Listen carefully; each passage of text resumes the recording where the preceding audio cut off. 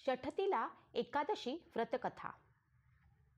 एक समय दालभ्य ऋषि ने पुलत्स्य ऋषि से पूछा कि हे महाराज, पृथ्वी लोक में मनुष्य ब्रह्मा हत्यादि महान पाप करते हैं, पराये धन की चोरी तथा दूसरे की उन्नति देखकर ईर्ष्या करते हैं, साथ ही अनेक प्रकार के व्यसनों में फंसे रहते हैं, फिर भी उनको नरक प्राप्त नहीं होता।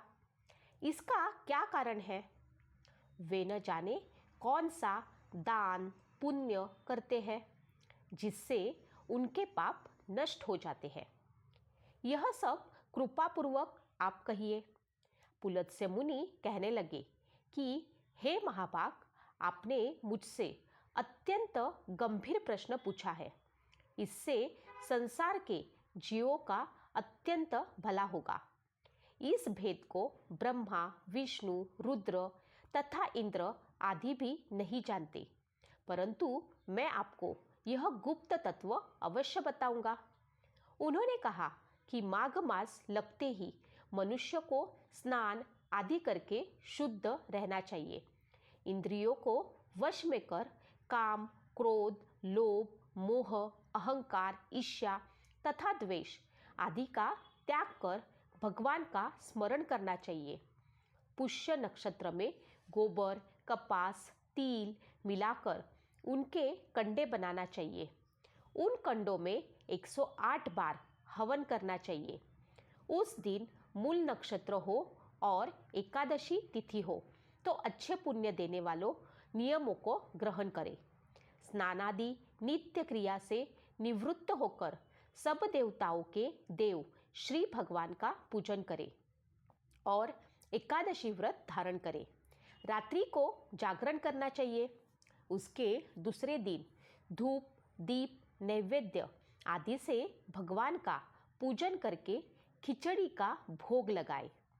तत्पश्चात पेठा, नारियल, सीताफल या सुपारी का अर्घ्य देकर स्तुति करनी चाहिए। हे भगवान, आप दिनों को शरण देने वाले हैं।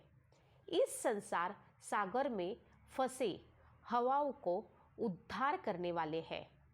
हे पुंडरीकाक्ष, हे विश्वभावन, हे सुब्रह्मण्य, हे पूर्वज, हे जगत्तथे, आप लक्ष्मी जी सहित इस तुच्छ अर्घ्य को ग्रहण करें। इसके पश्चात जल से भरा कुंभ घड़ा ब्राह्मण को दान करें तथा ब्राह्मण को श्यामा गौ और तिल पात्र देना भी उत्तम है। तिल स्नान और भोजन दोनों ही श्रेष्ठ है। इस प्रकार का दान करता है उतने ही 1000 वर्ष स्वर्ग में वास करता है। तिल स्नान, तिल का उपटन, तिल का हवन, तिल का तर्पण, तिल का भोजन और तिलों का दान, ये तिल के 6 प्रकार है।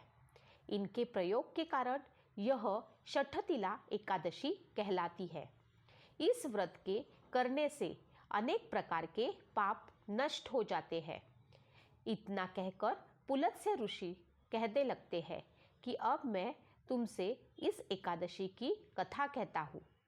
एक समय नारद जी ने भगवान श्री विष्णु से यही प्रश्न किया था और भगवान ने जो षठतिला एकादशी का महात्म्य नारद जी से कहा, सो मैं तुमसे कहता हूँ। भगवान ने नारद जी से कहा कि हे नारद, मैं तुमसे सत्य घटना कहता हूँ, ध्यानपूर्वक सुनो।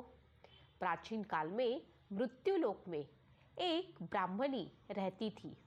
वह सदैव व्रत किया करती थी। एक समय वह 1 मास तक व्रत करती रही। इससे उसका शरीर अत्यंत दुर्बल हो गया। यद्यपि वह अत्यंत बुद्धिमान थी, तथापि उसने कभी देवताओं या ब्राह्मणों के निमित्त अन्न या धन का दान नहीं किया था। इससे मैंने सोचा कि ब्राह्मणी ने व्रत आदि से अपना शरीर शुद्ध कर लिया है, अब इसे विष्णु लोक तो मिल ही जाएगा, परंतु इसने कभी अन्न का दान नहीं किया। इससे इसकी तृप्ति होना कठिन है। भगवान ने आगे कहा, ऐसा सोचकर मैं भिखारी के वेश में मृत्युलोक में उस ब्राह्मणी के पास गया और उससे भिक्षा मांगी। वह ब्राह्मणी बोली, महाराज किस लिए आए हो? मैंने कहा, मुझे भिक्षा चाहिए। इस पर उसने एक मिट्टी का ढेला मेरे भिक्षा पात्र में डाल दिया। मैं उसे लेकर स्वर्ग में लौट आया।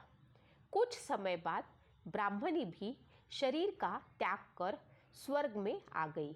उस ब्राह्मणी को मिट्टी का दान करने से स्वर्ग में सुंदर महल मिला, परंतु उसने अपने घर को अन्नादि सब सामग्रियों से शून्य पाया। घबराकर वह मेरे पास आई और कहने लगी कि भगवान, मैंने अपने व्रत आदि से आपकी पूजा की, परंतु फिर भी मेरा घर अन्नादि सब वस्तुओं से शून्य है। इसका क्या कारण है? इस पर मैंने कहा, पहले तुम अपने घर जाओ, देवस्त्रियाँ आएगी तुम्हें देखने के लिए। पहले उनसे षठतिला एकादशी का पुण्य और विधि सुन लो, तब द्वार खोलना। मेरे ऐसे वचन सुनकर वह अपने घर गई। जब देवस्त्री आई और द्वार खोलने को कहा तो ब्राह्मणी बोली, आप मुझे देखने आई है तो षठतिला एकादशी का महात्म्य मुझसे कहो।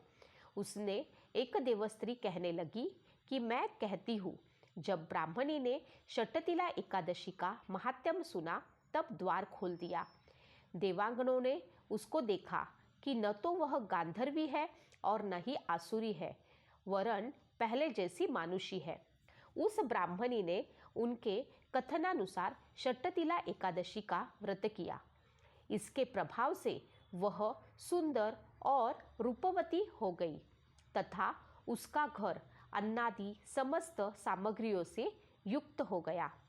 अंततः मनुष्य को मूर्खता त्याग कर षठतिला एकादशी का व्रत और लोभ न करके तिलादि का दान करना चाहिए। इससे दुर्भाग्य, दरिद्रता तथा अनेक प्रकार के कष्ट दूर होकर मोक्ष की प्राप्ति होती है।